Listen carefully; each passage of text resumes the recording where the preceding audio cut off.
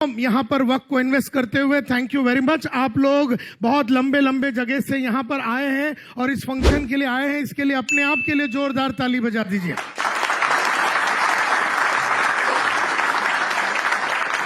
तो ये तो मेरे को कहा गया कि ये बिजनेस बिल्डिंग सेमिनार है, बिजनेस डेवलपमेंट सेमिनार है, ये तो बात ठीक है, लेकिन मेरे को ये बताइए कि आप यहाँ पर क्यों आए हैं? एक एक करके हाथ ऊपर करके बताएंगे, ईमानदारी से बैठे बैठे बता दीजिए, नहीं तो स्टेज पे बुलाऊंगा। हाँ चलिए, यस सर बोलिए। हम औरंगाबाद से आए हुए हैं, अशोक कुमार गुप्ता मेरा नाम है, बालाजी ड्रेसेस के प्रोपराइटर हम हैं। हाँ, हम क्यों आए हैं आप यहाँ पर? हम यहाँ पे बिजनेस के बारीकियों को सीखने समझने के लिए आए हैं, ताकि अपने बिजनेस को हम कैसे अपने ऊंचाइयों पर बुलंदियों पर ले जा सकें। ओके, तो यहाँ पर साहब आए हैं ताकि अपने बिजनेस को बुलंदियों पे, ऊंचाइयों पे लेके जाना चाहते हैं, इसके लिए वो यहाँ पर आए हैं। कोई और जल्दी जल्दी बताइए कि आप यहाँ पर क्यों आए हैं। आप ये भी बोल सकते हैं मेरे पास तो काम दाम था ही नहीं। यस सर, क्यों आए हैं आप? सर, हमें प्रकृति द्वारा तो बहुत सारे ऊर्जा के स्रोत प्राप्त हैं, लेकिन हम संतोष नैयर जी से पावर का टैंक लेने आए हैं। अच्छा, पावर लेने आए हैं। इसको पावर की जरूरत है, तो ये पावर लेने के लिए आया हुआ है, ये अपने बिजनेस को ग्रो करने के लिए आए हैं। कौन बोलेगा? हम यहाँ से आपके से जीरो से हीरो बनने के लिए आए। हम तो जीरो से हीरो बनने के लिए आए हैं यहाँ पर। Okay, wonderful. यस सर, आप क्यों आए हैं? जो वहाँ पर लोगो लिखा हुआ है को दे दीजिए, जो हाथ ऊपर कर रहा है ना उसको। जो आपका लोगो लिखा हुआ है ग्रो टुगेदर, हाँ, ये है सिंपल वर्ड, हाँ, but it means something. Yes, what is the meaning of grow together, ये समझना चाहता है। ओके, जेंटलमैन आए हैं और ये कहते हैं कि यहाँ पर थीम लिखा हुआ है ग्रो टुगेदर करके। यहाँ पर थीम लिखा हुआ है ग्रो टुगेदर। आप अगर देखेंगे गौर से, वहां पर लिखा हुआ है ग्रो टुगेदर। तो ये जानना चाहते हैं कि ग्रो टुगेदर के पीछे कोई राज होगा, कोई कला होगी। अगर हमें साथ में मिलके बढ़ना है, अगर एसएसएस को अपने सप्लायर के साथ, अपने कस्टमर के साथ, अपने एम्प्लॉयज के साथ मिलके अगर आगे बढ़ना है, तो उसके पीछे कोई राज होगा, ऐसा उन्हें लगता है। निश्चित रूप में कोई राज है और उस राज के बारे में हम बात करेंगे। Yes sir, yes sir. 3 points. हाँ जी बोलिए। अपने बिजनेस को ऑटो मोड में कैसे करें? हाँ, ये जानना चाहते हैं कि मेरा बिजनेस जो है इसको ऑटो मोड में कैसे किया जाए। मतलब मैं अगर नहीं भी रहा, मैंने अगर दुकान में नहीं गया, मैं ऑफिस में नहीं गया, तो भी मेरा काम कैसा चलता रहेगा ऑटो मोड पे, ये जानना चाहते हैं। और क्या जानना चाहते हैं? सेकंड पॉइंट, मॉल कल्चर से कैसे हम लोग compete करें या कैसे सरवाइव करें? कौन से कल्चर से? मॉल्स। हाँ, मॉल कल्चर से। एक होती है मॉल, और मॉल का जो कल्चर है, उस मॉल के कल्चर से हम सरवाइव कैसे हो सके, ऐसा ये जानना चाहते हैं। और तीसरी बात, हम लोग खुद वॉलमार्ट या बिग बाजार कैसे बन सकते? अरे वाह वाह वाह वाह वाह। अभी ये बोलते हैं कि हमको भी वॉलमार्ट बनना है, हमको बिग बाजार बनना है। जैसे किशोर बियानी ने बिग बाजार बनाया, ऐसा ये साहब चाहते हैं कि वो भी बने, और ये बन सकते हैं 100%। आप में से हर आदमी किशोर बियानी बन सकता है, हर आदमी जिंदगी में आगे बढ़ सकता है, बहुत बुलंदियों पे पहुंच सकता है, लेकिन उसके कुछ फॉर्मूले होंगे, उसके लिए कुछ करने पड़ेंगे, उसके बारे में हम बात करेंगे। हाँ जी, sir, gentleman. Yes sir, good evening. Sir, ऐसे तो यहाँ सब बिजनेसमैन बैठे हैं और सभी के पास नॉलेज है। हाँ जी। लेकिन कहते हैं नॉलेज बांटने से बढ़ती है। हाँ जी। एंड आप भी हमारे साथ हैं और सब इतने लोग हमारे साथ हैं। हाँ। तो जब हम मिलकर नॉलेज बांटेंगे एक दूसरे से, हाँ, तो नेचुरली हमारे सबके पास इतनी नॉलेज हो जाएगी कि हम कंपटीशन एंड और भी जो प्रॉब्लम्स है बिजनेस में, हम अच्छे से फेस कर पाएंगे। ओके, ठीक है। Yes yes madam, yes. Okay, मैं यहाँ पर आई हूँ, ये लड़की यहाँ पर आई है। What's your name? Radhika. Radhika मेरी 3rd बेटी का नाम है ना। मेरी 3 बेटियां, उसमें मेरी 3 बेटियों का नाम। तो एक बेटी इधर यहाँ पर आई है और वो कह रही है कि मैं फ्यूचर में बिजनेस वुमेन और एंटरप्रेन्योर बनना चाहती हूँ, और उसके लिए मैं यहाँ पर कुछ सीखने के लिए आई हूँ। निश्चित रूप में उसे भी मिलेगा यहाँ पर कुछ ना कुछ सीखने के लिए, पक्का मिलेगा। यस, और कोई? Yes sir, gentleman out here. Experience and idea exchange करने आया हूँ। तो माय डियर फ्रेंड्स, मुझे काफी आइडिया मिल गया है। आप में से किसी ने कहा कि मेरा बिजनेस को ऑटो मोल्ड में कैसे मैं डाल दूं, किसी ने कहा कि मुझे जिंदगी में आगे बढ़ना है, मुझे तरक्की करना है, किसी ने कहा कि मुझे किशोर बियानी के माफत फ्यूचर ग्रुप बनाना है, किसी ने कहा, ये लेडी ने, राधिका ने कहा कि मुझे एक बिजनेस वुमेन बनना है। तो ये सभी चीजें बहुत ही उम्दा बात है। बीच में हम जब बात करेंगे तो आपके मन में और कोई बात होगा तो आप बिल्कुल मेरे को बता दीजिए। तो जल्दी से मैं अपनी कहानी बता देता हूं कि मैं कौन हूं करके। मेरा नाम संतोष नायर है, बंबई में बॉर्न एंड ब्रॉट अप। 54 बरस का हूं। आज से कई साल पहले 1983 में मैंने अपना करियर स्टार्ट किया था। डोर टू डोर जाके मैं न्यूज़पेपर डालता था, घर घर में मैं न्यूज़पेपर डालता था। उसके बाद मैं कॉलेज में जाता था, SY BCom में था मैं। उसके बाद रात में दोपहर के टाइम पे मैं ट्यूशन करता था और रात को मैं दोपहर के टाइम पे अकाउंटेंट की काम करता था और रात को मैं ट्यूशन लेता था। ऐसा जिंदगी बीतता जा रहा था। सब मिला के 300-400 रुपए कमाते थे और जब मैं 300-400 रुपए मेरे फादर के हाथ में फादर के हाथ में देता था तो वो 3-4 करोड़ के बराबर होता था उनके लिए। चलते चलते मेरे को एक दिन मिल गया स्वामीनाथन अय्यर, जो मेरे साथ स्कूल में पढ़ता था। अय्यर ने मुझसे पूछा तू करता क्या है? मैंने कहा कि रोज सुबह मैं न्यूज़पेपर डालता हूं, उसके बाद मैं कॉलेज में जाता हूं, दोपहर को अकाउंटेंट की नौकरी करता हूं और रात को ट्यूशन लेता हूं। तब स्वामीनाथन अय्यर ने कहा स्कूल में तो तू बड़ी बड़ी बातें करता था, स्कूल में तो तू जनरल नॉलेज में तू सबसे पहला आता था और बड़ी बड़ी बातें करता था कि मैं बहुत बड़ा आदमी बनूंगा, ने ये कर दूंगा, ने वो कर दूंगा। अब मैं तेरे को बोलता हूं संतोष नायर, जो तू न्यूज़पेपर का धंधा करता है, हमारे गली में वो कुलकर्णी भी तो पिछले 30 साल से न्यूज़पेपर का धंधा कर रहा है। तो 30 साल से न्यूज़पेपर का धंधा करने वाला कुलकर्णी 30 साल में सिर्फ एक स्कूटर तक पहुंचा है। और जो तू अकाउंटेंट की नौकरी कर रहा है, आज के तारीख में तेरी 400 रुपए की पगार है, अगले साल वो 500 हो जाएगी, अगले साल वो 600 हो जाएगी, अगले साल वो 800 हो जाएगी, 900 हो जाएगी। आज से 15 साल के बाद जब तेरी उम्र 35 की होगी तो तेरा इनकम होगा 4-5 हजार रुपया। 4-5 हजार रुपये से तू कैसे जिंदगी जिएगा? तू अपने बीवी और बच्चे लोगों को किस तरह का लाइफ देगा? और ये जो तू ट्यूशन लेता है, एक ट्यूशन के लिए 100 रुपया, दूसरा ट्यूशन के लिए 200 रुपया, तू कितना ट्यूशन लेगा? संतोष नायर, तू जिंदगी में बड़ा आदमी नहीं बन सकेगा। जब स्वामीनाथन अय्यर ने ऐसे मुंह पे देख के बता दिया कि तू लाइफ में साले कुछ नहीं कर पाएगा, तब मैंने बोला यार अय्यर ऐसे मत बता, तो करे क्या लाइफ में? बोलता है अगर जिंदगी में पैसा कमाना है, नाम कमाना है, इज्जत कमानी है, शोहरत कमानी है और अपनी चाहतों के हिसाब से जिंदगी जीनी है, जरूरतों के हिसाब से नहीं, अपनी चाहतों के हिसाब से जिंदगी जीनी है, जरूरतों के हिसाब से नहीं, तो एक ही लाइन है, एक ही काम है, एक ही नौकरी है, एक ही प्रोफेशन है, उसमें घुस जा और उसमें तू मास्टरी कर ले तो तेरा नाम, इज्जत, शोहरत, पैसा सब मिल जाएगा। हमने कहा यार ये कौन सी काम है जिसके अंदर पैसा, नाम, शोहरत, इज्जत सब कुछ मिल जाएगा? तब उसने कहा ये है वो प्रोफेशन ऑफ सेल्स। सेल्स में चला जा, बेचने की कलाकारी सीख ले, सेल्स में चला जा और तेरी लाइफ हिट हो जाएगी। सेल्स में अगर तुझे 5,000 रुपए चाहिए महीने का तो 5,000 मिलेगा, 10,000 चाहिए तो 10,000 मिलेगा, 50,000 चाहिए तो 50,000 मिलेगा, 1 लाख चाहिए तो 1 लाख मिलेगा, 5 लाख चाहिए तो 5 लाख मिलेगा। तेरी चाहतों के हिसाब से तू पैसा बना सकेगा। सेल्स यानी बेचने की कलाकारी अगर तूने ये मास्टर कर ली तो तेरे को ये पैसा मिल सकता है। तब मैंने अय्यर से कहा यार अय्यर मेरे को तो सेल्स के बारे में कुछ मालूम ही नहीं है। बोलता अमिताभ एक्टिंग करने के पहले अमिताभ को एक्टिंग के बारे में कुछ मालूम नहीं था।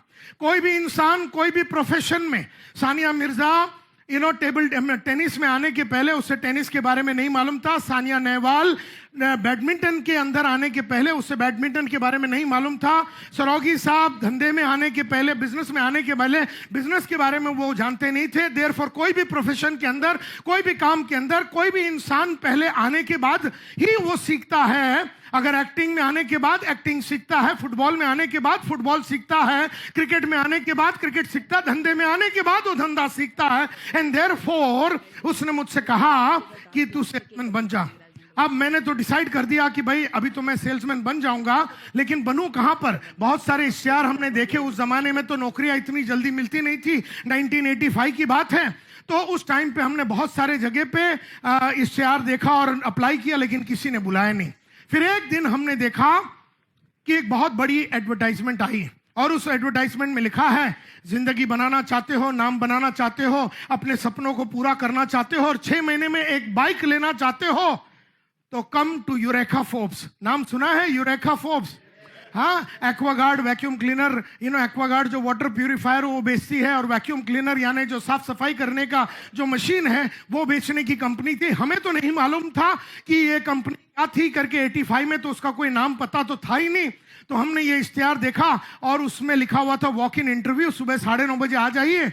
और मेरे पास तो जाने के लिए पैसे नहीं थे, तो केवल राज सालियन बोल के मेरा दोस्त है, उसके पास गया, मैंने 5 रुपए उससे उधार लिए। मैं बोला मेरे को वर्ली जाने का, वो बोल रहा मैं भी चलता हूं वर्ली में, क्योंकि मेरा भी उधर सस्मीरा कॉलेज में कोई इंजीनियरिंग का पेपर देना, हम साथ में चलते हैं। उससे 5 रुपए उधार ली और हम बस पकड़ के गए। उतरे हम स्टेशन पे, जो जहां उतरनी थी, और उतरते टाइम उसका थैली जो था, अपना केवल राज सालियन जो दोस्त था, उसका थैली मेरे हाथ में रह गया, उसमें उसका सर्टिफिकेट मेरे हाथ में रह गया। उस जमाने में पेजर बीजर मोबाइल तो होती नहीं थी, तो मैंने कहा अभी तो इसको कांटेक्ट भी नहीं कर सकते, तो हम पेपर लेके खुद ही वो क्रिस्टल बिल्डिंग में हम चले गए। 4थे माले पे हम पहुंच गए। 4थे माले पे यूरेका फोर्ब्स में हम पहुंच गए। दरवाजा हमने खोला तो साली एक हार्ट अटैक हो गई हमको।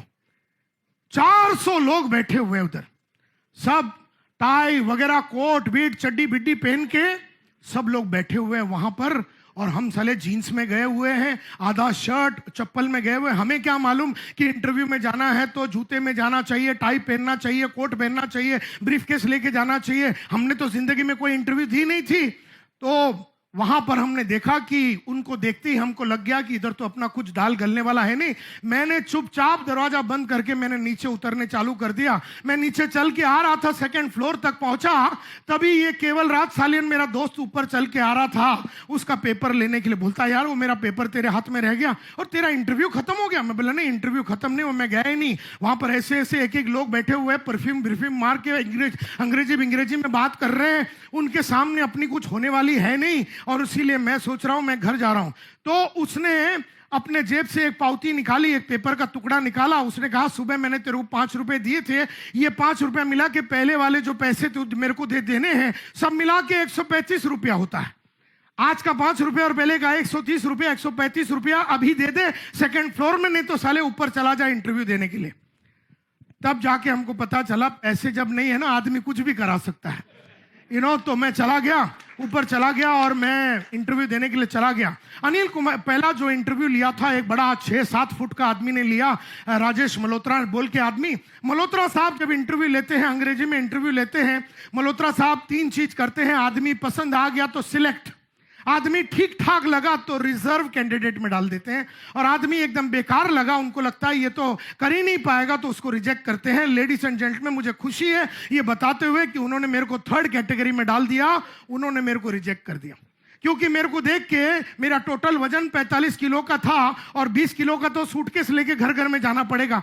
तो उन्होंने देखा मल्होत्रा साहब ने कि दुबला पतला सा लड़का है, ये तो ऐसे बैग ले लेगा तो ऐसे ही मर जाएगा ये, तो इससे तो होगा नहीं। और मल्होत्रा साहब ने अंग्रेजी में बहुत सारी क्वेश्चन पूछी, क्योंकि मल्होत्रा साहब डॉन बॉस्को एजुकेटेड थे, अंग्रेजी मीडियम के थे। हम तो बर्फी वाला स्कूल में हिंदी में बात करते थे, भले वो इंग्लिश मीडियम स्कूल थी, लेकिन मल्होत्रा साहब ने जो भी क्वेश्चन पूछा उसको हम सेटिस्फैक्टरी आंसर नहीं दे पाए, और इसीलिए हमें रिजेक्ट कर दिया।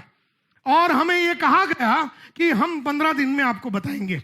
तो मैं भी बड़ा खुश हो गया, क्योंकि हमें क्या मालूम है 15 दिन बाद में बताएंगे, इसका मतलब है कि हम रिजेक्ट हो गए। हमें तो मालूम ही नहीं था। घर जाके हमने अपने माँ को कहा कि मेरे को लगता है मुझे नौकरी मिल जाएगी। तो मैंने पूछा क्या है, हमने कहा डोर टू डोर जाना है, यूरेका फोर्ब्स बोल के कंपनी है। बोले करना क्या है, बोले वैक्यूम क्लीनर। बोले वो क्या है, बोले वो तो हमें भी नहीं मालूम। तो माँ ने कहा तू घर में जाएगा, ये जो अपने घर में जो अगरबत्ती बेचने के लिए लोग आते हैं, फिनॉइल बेचने के लिए जो घर में हमारे आते हैं, तू वैसा काम करेगा। तो मेरी माँ बेचारी घबरा गई, बोला बेटा एकदम आउटलाइन हो जाएगा। तो उसने पूरी कहानी लेके जाके के.एस. नायर जो मेरे बापू है, ऐसा तो उनको डाकू के.एस. नायर बोलना चाहिए, क्योंकि बहुत ही टेररिस्ट टाइप के आदमी है, मतलब एकदम खतरनाक, जो बोलते हैं ना पूरी खानदान उससे डरते, बिल्डिंग वाले उनसे डरते हैं, पूरी खानदान उनसे डरते हैं के.एस. नायर से, जो मेरे फादर हैं। मेरे फादर के पास गए और मदर ने कहा कि देखो बेटा बोलता है घर में जाएगा, डोर टू डोर काम करेगा। मेरे फादर ने मेरे को ऊपर से नीचे तक देखा, बोले ये सब काम जो है सिंधी पंजाबी लोग करते हैं, और ये सब काम हमारा है नहीं, हम मद्रासी लोग हैं। और मैं देखो, मुझे देख मेरे माफत बन, मेरे फादर ने एक डायलॉग मारा, मुझे देख मेरे माफत बन, मैं 1955 से कमानी इंजीनियरिंग कॉर्पोरेशन में काम कर रहा हूं, और मैं जिस जगह पे हूं वहां से 30 साल से उसी कंपनी में बैठा हूं, मुझे देख मेरे माफत बन। वो दिन मेरी जिंदगी पलटी, क्योंकि उनके डायलॉग में बहुत दम था। उसने कहा मुझे देख मेरे माफत बन।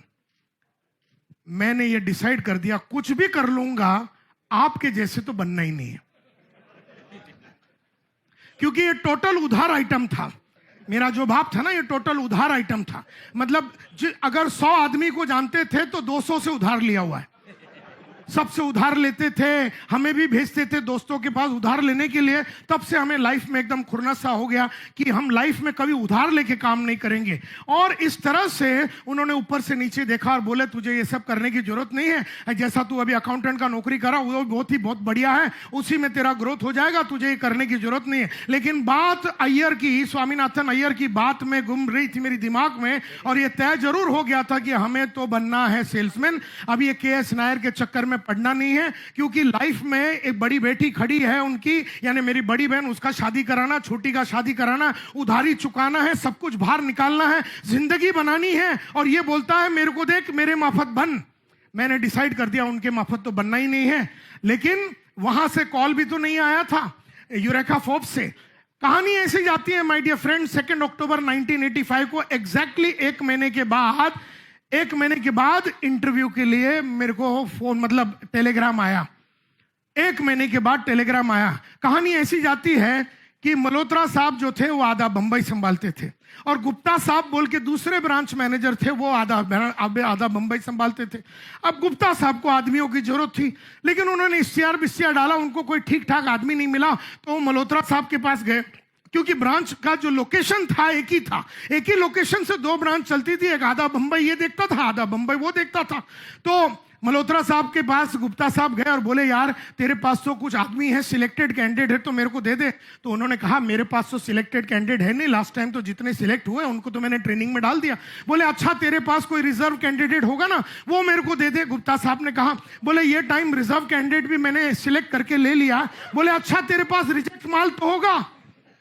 बोले है ना मेरे पास 200-250 मेरे पास रिजेक्ट माल है। तो रिजेक्ट माल का, जिसके अंदर हम भी थे, तो रिजेक्टेड कैंडिडेट्स का एप्लीकेशन फॉर्म निकाल के गुप्ता साहब ने मल्होत्रा साहब ने गुप्ता साहब को दे दिया। मेरे ख्याल से वो क्या टेक्निक उन्होंने यूज किया मेरे को नहीं मालूम, या आंख बंद करके मतलब डब्बे में हाथ डाल के एप्लीकेशन निकाला, लेकिन हमारा नंबर आ गया और हमारे को टेलीग्राम, दोपहर के टाइम पे टेलीग्राम हमारे घर में आया था, घंटी बजी थी, हमने दरवाजा खोला था। तकदीर ने वहां साथ दिया, क्योंकि दरवाजा हमने खोला था, टेलीग्राम हाथ में लिया, उसमें लिखा था रिपोर्ट फॉर फाइनल इंटरव्यू, सुबह 9:30 बजे 3 अक्टूबर 1985 में आना है। अगर वो डाकू के हाथ में लगता टेलीग्राम, तो साला आज हम साले कोई चीरा बाजार की गली में बंबई में अकाउंटेंट की नौकरी करते हुए मरवाते होते। तो तकदीर ने वहां साथ दिया और मैंने बताया नहीं किसी को। अगला दिन मैं पहुंच गया गुप्ता साहब के सामने और उन्होंने कहा तू क्या करना चाहता है? मैं बोला सर आप बोलिए वैसा करूंगा। आप बोलिए बंबई में चड्डी सर पे पहन के चर्चगेट रेलवे स्टेशन में खड़े रहने से पैसा मिलता है, तो अभी से मैं पहन के खड़ा हो जाता हूं।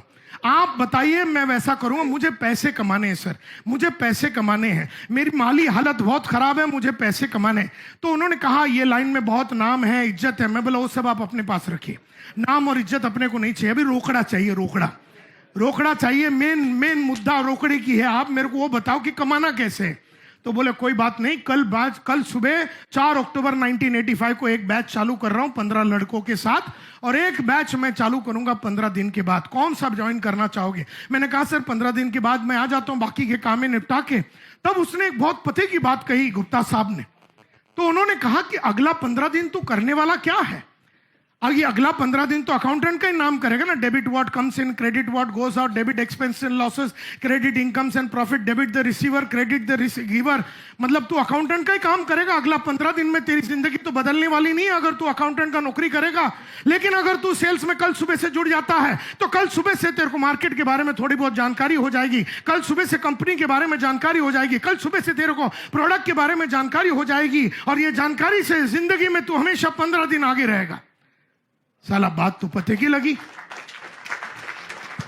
गुप्ता साहब ने बात बताई, पते की लगी, क्योंकि 15 दिन तो हम वही करने वाले थे जिसके करने की वजह से तो हम ऐसी हालत में फंसे हुए थे। तो और एक और दिन क्यों करना वो काम जो काम हमें आगे नहीं लेके जा रहा है। तो ये बात तय हो गई कि भाई कल सुबह ज्वाइन करेंगे सर। अब मैं जाके अपना पुराना कंपनी में से रिजाइन करके मैंने अपने फादर को फोन लगाया। डाकू के.एस. नायर को हमने फोन लगाया।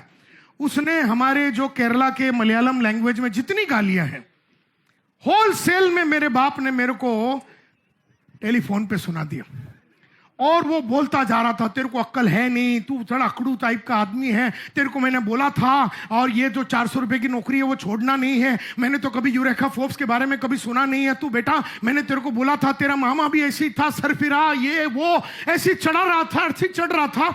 एक टाइम के बाद मैंने पहली बार 19 बरस की उम्र में, पहली बार 19 साल की उम्र में मैंने आवाज उठा करके, टेलीफोन थी ना तो थोड़ा आवाज उठा सका, टेलीफोन पे मैंने कहा पप्पा अभी एक और लैंग्वेज, एक और बात नहीं करना, आपने एक और वर्ड बोल दिया तो मैं फोन काट दूंगा, जिंदगी भर मैं वापस घर नहीं आऊंगा, लेकिन इतना वादा करता हूं जो 400 रुपए मैं कमाता हूं एज एन अकाउंटेंट, 30 तारीख बोल के एक तारीख हर महीने में होगा, तो 30 तारीख को कसम भवानी की घर में हम 400 पहुंचा देंगे, लेकिन जिंदगी में वापस आपके घर में वापस नहीं आएंगे। 1 मिनट के लिए एकदम सन्नाटा सा हो गया फोन पे। पहली बार डाकू हिला, पहली बार केएस नायर को मैंने हिलते हुए देखा और उन्होंने कहा नहीं बेटा मैं ऐसा बता रहा था कि मैं ना तेरी वेलफेयर के लिए, तेरी भलाई के लिए मैं बोल रहा हूं। तो मैं बोला पप्पा अपनी हालत तो इतनी खराब है, इससे नीचे तो जाने का तो सवाल ही नहीं उठता, अपनी इसी फटी हुई है, इससे ज्यादा फटना ही नहीं है। तो फिर मैंने ज्वाइन कर दिया 4 अक्टूबर 1985। 5 दिन का ट्रेनिंग हुआ था यूरेका फोर्ब्स में, अनिल कुमार गुप्ता साहब ने ट्रेनिंग दी और हम सब से उन्होंने गोल बुक लिखवाया कि आपको जिंदगी में क्या करना है एंड ऑल दोस थिंग्स। और 5 दिन का ट्रेनिंग हुआ यूरेका फोर्ब्स में। 5 दिन के ट्रेनिंग के बाद 11 अक्टूबर 1985 को करीबन 20 दिन अक्टूबर में बचा हुआ था मंथ क्लोजिंग के लिए। 11 अक्टूबर को हमको भेज दिया फील्ड में। उस जमाने में my dear friends Eureka Forbes में 3,500 सेल्समैन काम करते थे।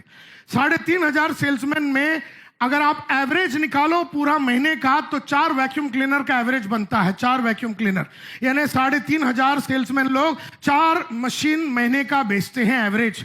और अगर आपने 6 या 7 बेच दिया तो आपका ब्रांच मैनेजर आपको बहुत ही सुंदर उड़पी होटल में लेके जाके खाना खिलाएगा। और अगर आपने 10 या 12 बेच दिया तो आपका रीजनल मैनेजर आपको उससे भी बढ़िया होटल में लेके जाके डिनर खिला देगा। और अगर आपने 14 या 16 बेच दिया तो हमारी कंपनी का मैनेजिंग डायरेक्टर अखिल मार्फतिया आता था अपना स्टैंडर्ड 2000 रोवर कार में, जो उस जमाने का सबसे महंगा गाड़ी होता था इंडिया का, उसमें आता था और ज्वेल ऑफ इंडिया बोल के बहुत ही सुंदर रेस्टोरेंट में बंबई में लेके जाएगा, खाना बिना खिलाएगा, जो चाहिए तुमको खिलाएगा पिलाएगा और जहां चाहिए चुम्मा लगाएगा। आप बोलेंगे ना पिछवाड़े पे चुम्मा लगा दो मेरे को, तो मैनेजिंग डायरेक्टर अखिल मार्फतिया पिछवाड़े पे चुम्मा लगा देगा अगर आपने 14 या 16 वैक्यूम क्लीनर भेज दिया। लेडीज एंड जेंटलमैन, मुझे बड़ी खुशी है ये बताते हुए कि 20 दिन अक्टूबर के लिए बचा हुआ था और 20 दिन जब खत्म हुआ 31 अक्टूबर को मैंने 26 वैक्यूम क्लीनर बेच दिया था। 26 वैक्यूम क्लीनर। तो मैं बन गया इंडिया का नंबर 1 सेल्समैन। मुझे लगा वो फ्लूक में हुआ, सबको लगा फ्लूक में हुआ, क्योंकि कभी कभी धंधा आपे आप हो जाता है, हमें भी नहीं मालूम कि हुआ कैसे।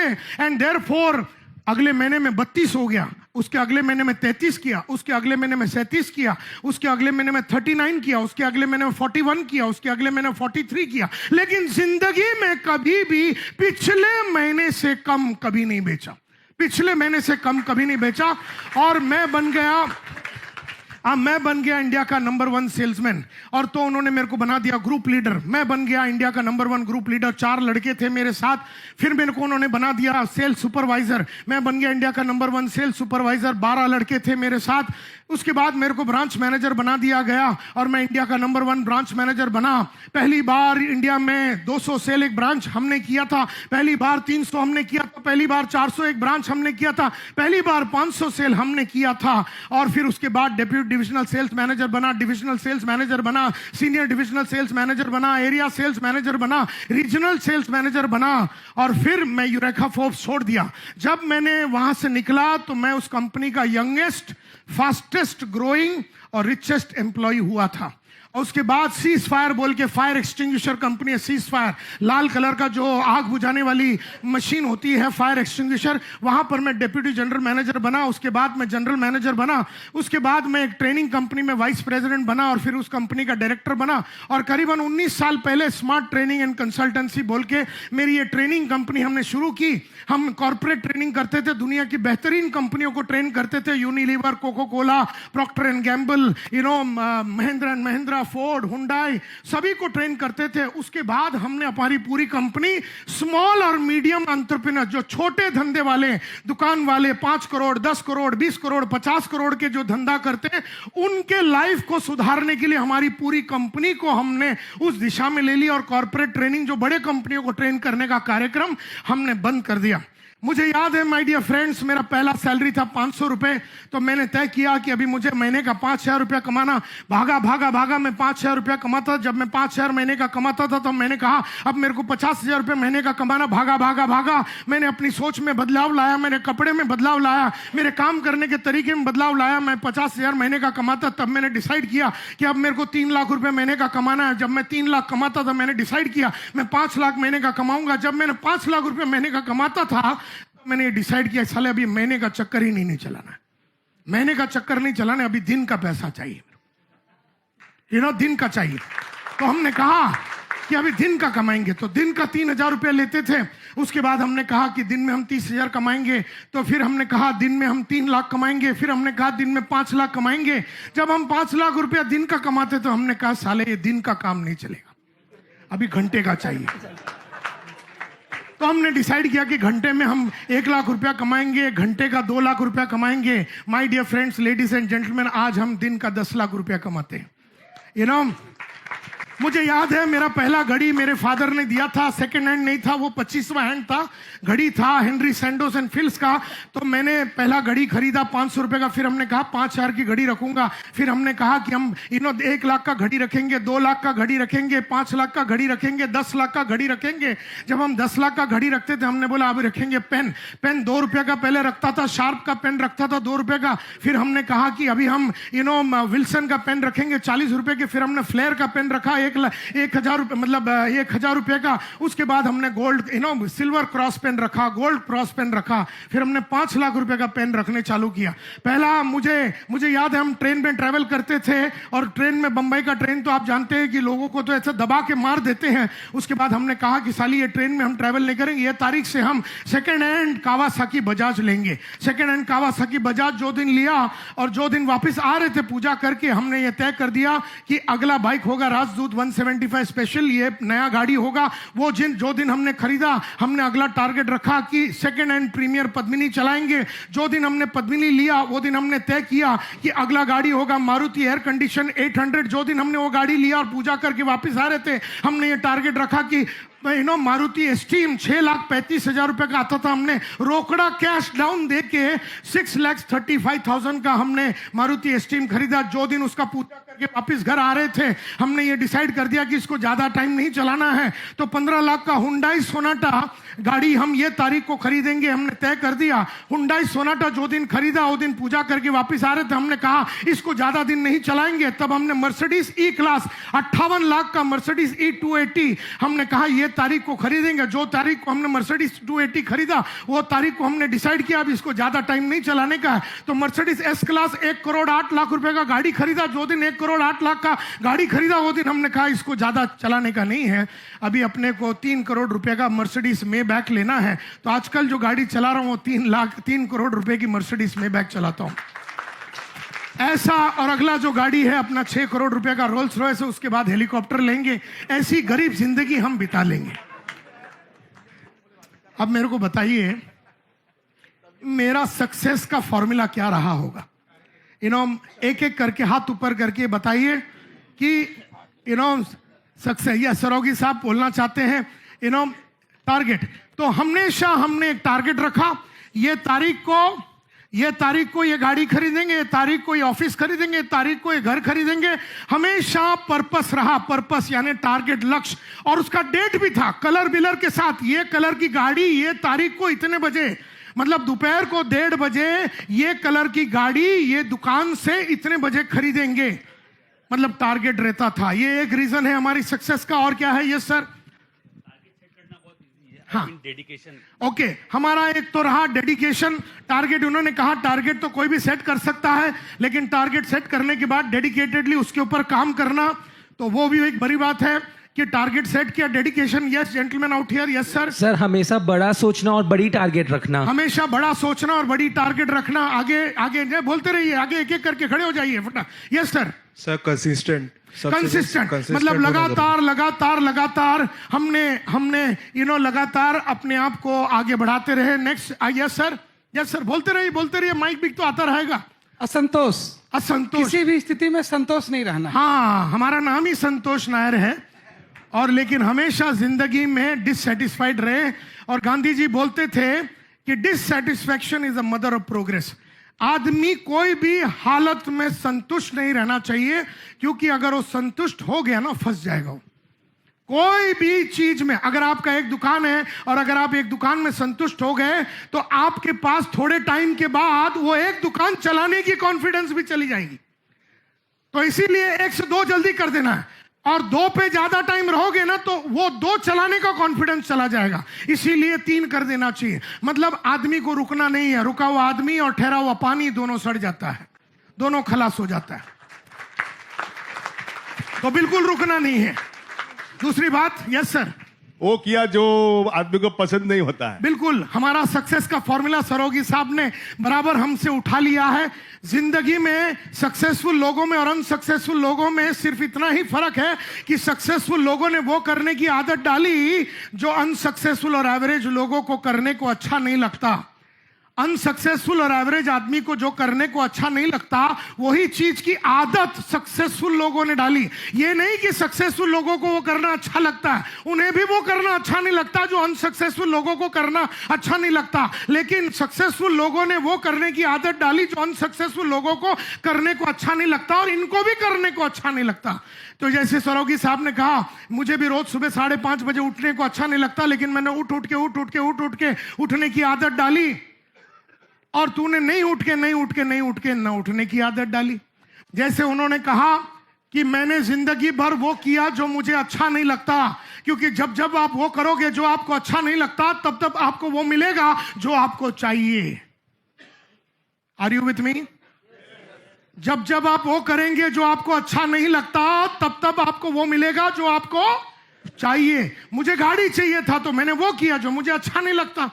मुझे बड़ा आदमी बनना था तो मैंने वो किया जो मुझे अच्छा नहीं लगता। मुझे पैसा चाहिए था तो मैंने वो किया जो मुझे अच्छा नहीं लगता। मुझे भी पढ़ने को अच्छा नहीं लगता, मुझे भी कोर्स करने को अच्छा नहीं लगता, मुझे भी अपने ऊपर इन्वेस्टमेंट और खर्चा करने को अच्छा नहीं लगता, लेकिन मैंने वो किया जो मुझे अच्छा नहीं लगता। जब जब आप वो करोगे जो आपको अच्छा नहीं लगता, तब तब आपको वो मिलेगा जो आपको चाहिए। और जानबूझ के अगर अच्छी आदतें नहीं डालोगे, अगर जानबूझ के अच्छी आदतों नहीं डालोगे, तो अनजाने में बुरी आदतें लग जाएगी। अगर जानबूझ के अच्छा बोलने की कलाकारी डेवलप नहीं करोगे, तो अनजाने में ना अच्छा बोलने की कलाकारी डेवलप कर लोगे। अगर जानबूझ के रीडिंग की आदत नहीं डालोगे, तो अनजाने में ना पढ़ने की आदत लग जाएगी। अगर जानबूझ के चैलेंज लेने की आदत नहीं डालोगे, तो अनजाने में चैलेंज ना लेने की आदत लग जाएगी। अगर जानबूझ के रोज दाढ़ी नहीं करोगे, तो अनजाने में दाढ़ी ना करने की आदत लग जाएगी। अगर जानबूझ के 1 से 2 दुकान, 2 से 5 दुकान नहीं करोगे, तो अनजाने में एक ही दुकान में अपना अंतिम संस्कार हो जाएगा। Are you getting my point?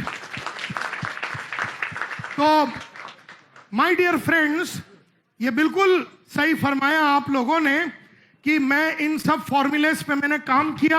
आज भी मैं कर रहा हूं, अभी भी मैं कर रहा हूं, और लगातार मुझे पैसा, नाम, इज्जत, शोहरत सब मिल रहा है। अब मेरी उम्र उस जमाने में 19 की थी, आज मैं 54 का हो गया हूं, एकदम कच्ची कली हूं। अभी तो मैंने जिंदगी में कुछ किया ही नहीं, अभी तो अंगड़ाई ले रहा हूं। अभी तो काम करना है बहुत, अभी तो बहुत काम करना बाकी है। अभी तो 54 का हुआ हूं, 54 बरस का हुआ, 120 में मरने वाला हूं। तो अभी और भी अपने पास 65 साल से ऊपर बाकी पड़ा हुआ है, और इन 65 सालों में हम बहुत कुछ करने वाले हैं, और मरते दम तक, एक मिनट पहले तक हम बड़े बड़े टारगेट को लेते रहेंगे। बार बार लगातार नया कमिटमेंट करते रहो। नया कमिटमेंट करते रहोगी तो अगला पहला सी है कमिटमेंट। जोर से बोलिए, पहला सी का नाम क्या है? जैसे ही आप बड़ा कमिटमेंट कर दोगे, कोई भी काम का कमिटमेंट कर दोगे, तो दूसरा सी उभरेगा जिसका नाम है करेज, हिम्मत। कमिटमेंट के बाद ही करेज उभरती है। आपने कमिट कर दिया कि मैं अंग्रेजी सीखने वाला हूं, आपने कमिट कर दिया। अब जब आपने कमिट किया तो आपको मालूम ही नहीं था आप करेंगे कैसे, लेकिन आपने कमिट कर दिया। कमिट जब करते हो तो दो चीजें होती है, मतलब करेज उभरती है और करेज के साथ डर उभरता है। डर का मतलब है पैंट गीली करना, और करेज का मतलब है गीली पैंट में वो करना जो करना चाहिए। तो जैसे आपने कमिट कर दिया, पहला वाला सी है कमिटमेंट, जैसे आपने कमिटमेंट कर दिया आपका करेज उभरेगा। करेज यानी हिम्मत सिर्फ कमिटमेंट के बाद ही होती है।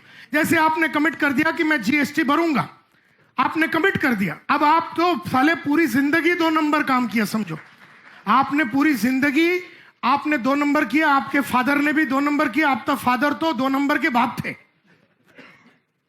और आप उसके बेटे निकले, और आपने ये तय कर दिया कि अब मैं 2 नंबर नहीं करूंगा।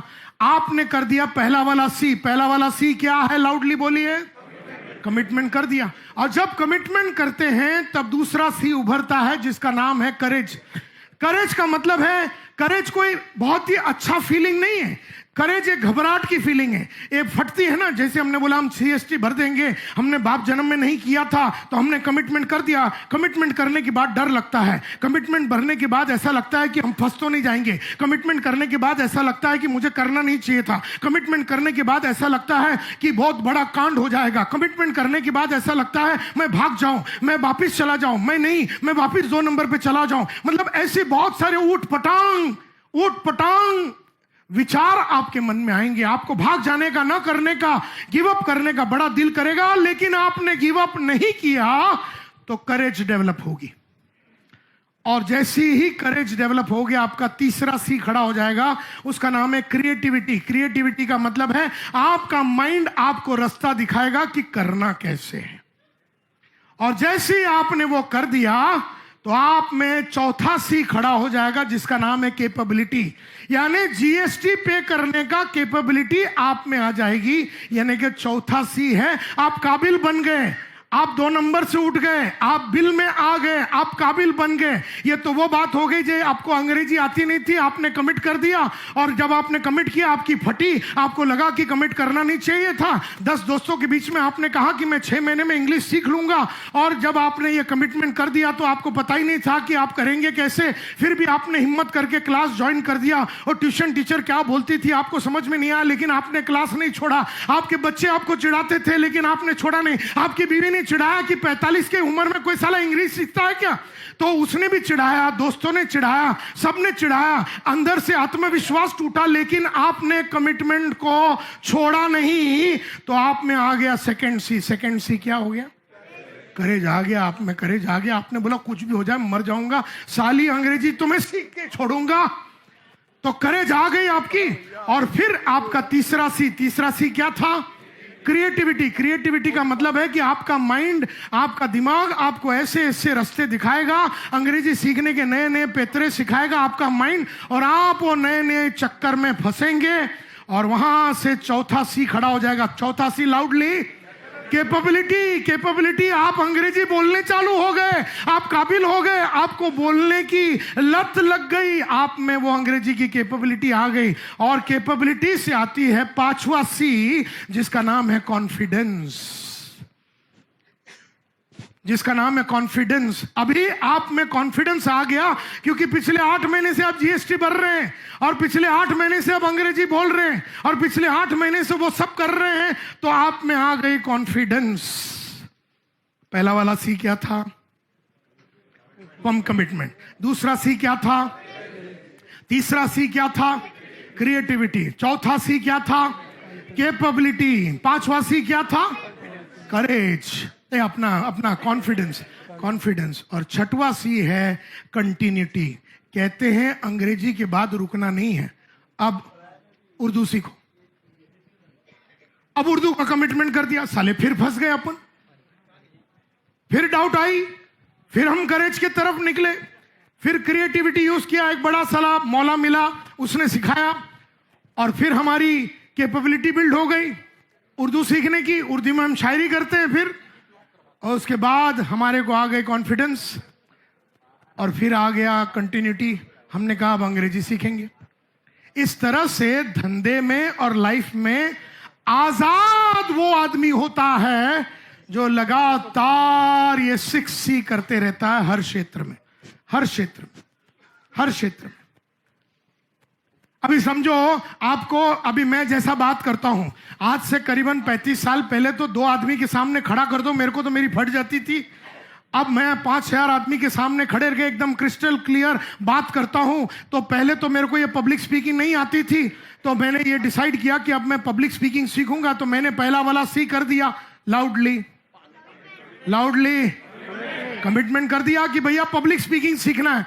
अब जब पब्लिक के सामने खड़े रह के बात करने की कलाकारी सीखने की हमने वादा किया, तभी हमारे को मालूम ही नहीं था कि हम करेंगे कैसे। ना हमारे में कॉन्फिडेंस था, ना करेज था। बाकी सी नहीं थे, ना करेज था, ना कॉन्फिडेंस था, ना कैपेबिलिटी थी, ना कुछ थी। लेकिन पहला सी कर दिया, जोर से पहला सी, कमिटमेंट कर दिया कि मैं पब्लिक के सामने खड़े रह के बात करने की कलाकारी सीख लूंगा। और फिर आई करेज। बहुत डर लगा कि साला मैंने कमिटमेंट कर दिया कि 6 महीने में मैं सीख लूंगा, मैं कर पाऊंगा कि नहीं, मेरी को सपोर्ट मिलेगा कि नहीं, मेरे को कोई टीचर मिलेगा कि नहीं, लोग पत्थर तो नहीं मारेंगे, मैं बोल पाऊंगा कि नहीं। लेकिन उन सब के बावजूद उस डर में रहा, मैं उस डर में रहा, उस तकलीफ में रहा, उस उलझन में रहा, उस दर्द में रहा, लेकिन मैंने कमिटमेंट को गिव अप नहीं किया। जब आप कमिटमेंट को गिव अप नहीं करते हैं तब जाके उभरती है सेकंड सी, लाउडली करेज आ गई। और करेज एक बार आ गई, बोले मर जाऊंगा साला, छोड़ूंगा नहीं, 10 और कोर्स करना पड़े तो, लेकिन मैं कर लूंगा, लेकिन मैं छोड़ूंगा नहीं। जब करेज आ गई तो तीसरा तो आता ही है, क्या?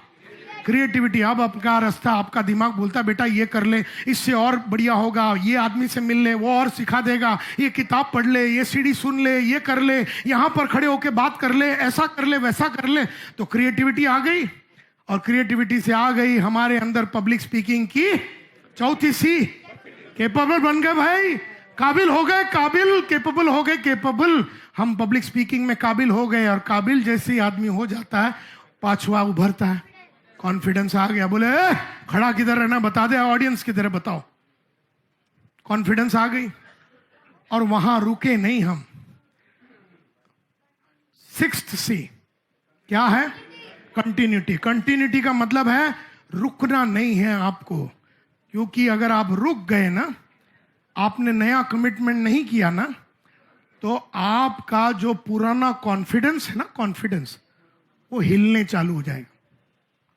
आप ध्यान से मेरी बात सुनना कि अगर आपने कमिटमेंट नहीं किया, नया कमिटमेंट अगर आपने नहीं किया ना, अगर आपने नया कमिटमेंट नहीं किया ना, नया वाला सी, नया कंटिन्यूटी, 6वां सी में नया वाला नहीं किया ना, तो जो पुराना जो सी था ना, उसके पीछे वाला कौन सा? कॉन्फिडेंस, वो हिलने चालू हो जाएगा, वो हिलने चालू हो जाएगा। और आपको डाउट आएगा कि जो आपने कमाया है ना अब तक, और जो आपने किया है, क्या आपने ही किया है? आपको शंका आएगी आप पे, तो आपका कॉन्फिडेंस हिल जाएगा। और उसका पहले भी एक सी था, क्या? वो खलास होने चालू हो जाएगा। वो कैपेबिलिटी जो है ना, वो खलास होने चालू हो जाएगा, और आप डर जाएंगे, इतना डर जाएंगे कि आप फिर उसके अंदर फंस जाएंगे। इसीलिए एक दुकान डालने के लिए पहले आपने कमिटमेंट किया होगा। जब वो एक दुकान डाली ना, तो आपकी फटी जरूर होगी। साले हाथ में 8 आना नहीं थी, बीवी का गहना बेच दिया था हमने, सब कुछ कांड करके इधर उधर हाथ पैर मार के रात को 2-2 बजे तक काम करते थे, और हमने एक दुकान डाल दिया। तो पहला एक दुकान डालने के टाइम पे दुकान पे हमने कमिटमेंट की, और वो टाइम पे हमें नहीं मालूम था कि हम सक्सेसफुल होंगे कि नहीं। लेकिन बावजूद इसके, बहुत तकलीफ के बावजूद, आप वापिस नौकरी पे नहीं गए, और आप पुश करते रहे, और तो आप में आ गई वो सेकंड वाली करेज। उसके बाद आपने क्रिएटिविटी के साथ उस दुकान को चलाया और फिर आप में आ गई कैपेबिलिटी एक दुकान चलाने की, एक दुकान चलाने की कैपेबिलिटी आ गई, एक दुकान चलाने की कैपेबिलिटी आ गई, एक दुकान चलाने की, एक दुकान चलाने की कैपेबिलिटी आई, और उससे आई उस एक दुकान को चलाने की कॉन्फिडेंस। और साले हम में से कईयों ने वहां रुक गए, वहां रुक गए,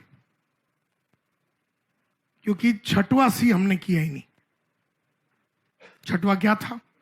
कंटिन्यू। दूसरा दुकान डाल देना चाहिए था। जब आप ट्रेडिंग करते हैं तो फैक्ट्री डाल देना चाहिए था। फैक्ट्री डाले तो उससे बड़ा फैक्ट्री डाल देना चाहिए था, और कलकत्ता में फैक्ट्री डाला तो फिर दिल्ली में फैक्ट्री डाल देना चाहिए था, और दिल्ली में डाला तो फिर बंबई में डाल देना चाहिए था। मतलब ये सिलसिला आजाद आदमी की निशानी है।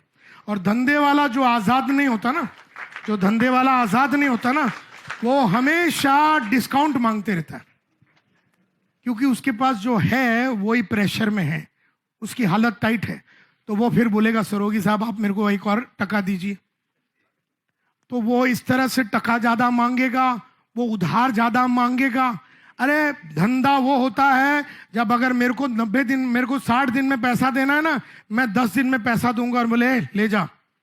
हिम्मत उसको बोलते हैं कि 60 दिन के बाद पैसा देना है, लेकिन पैसा मैं 10 दिन में दे दूंगा, पैसा मैं 10 दिन में दूंगा, क्योंकि उससे कॉन्फिडेंस आता है।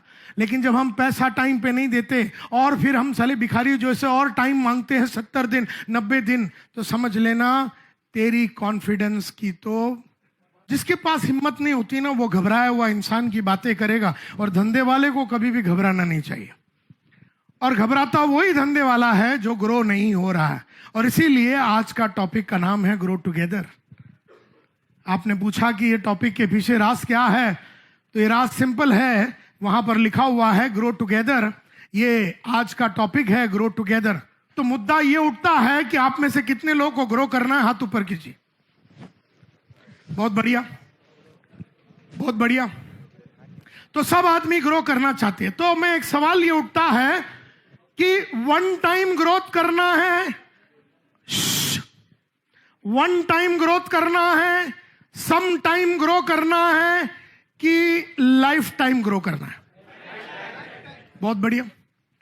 क्योंकि बहुत सारे लोग साले 25 साल पहले सक्सेसफुल थे, अब बस उसी को पकड़ के रखे हुए हैं, मेंटेन कर रहे हैं, मेंटेन कर रहे हैं।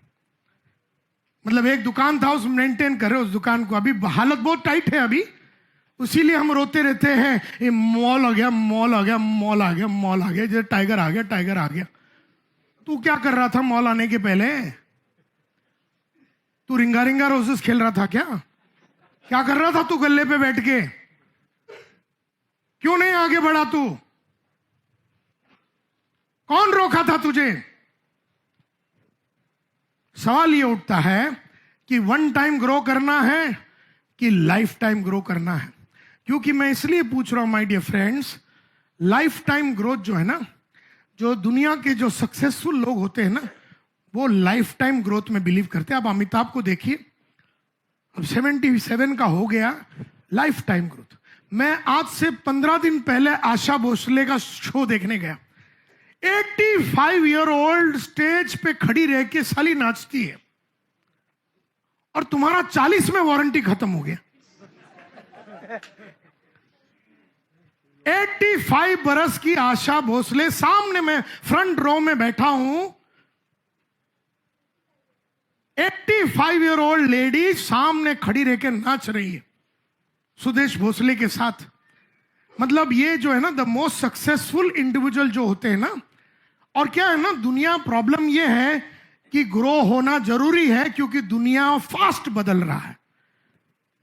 पहले दुनिया बदलती नहीं थी इतना।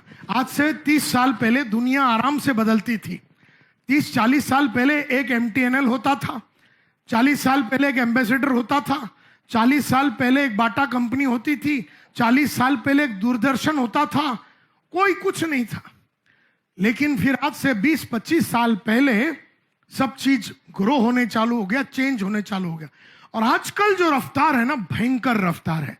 और इस भयंकर रफ्तार में भयंकर तरीके से बदलने वाले लोग ही फ्यूचर को अपना सकेंगे, नहीं तो डर जाएंगे आप लोग। और जो डर गया तो साला मर गया।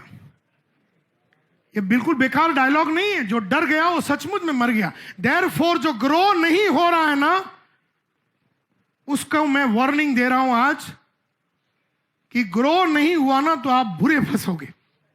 ग्रो तो आपको होना है, भले आपको अच्छा लगे या ना लगे, ग्रो तो होना है। क्योंकि धंधे में जो आदमी ग्रो नहीं होता वो बहुत बेकार बातें करता और डरा हुई बातें करता है। वो डरा हुआ बात कर रहा है।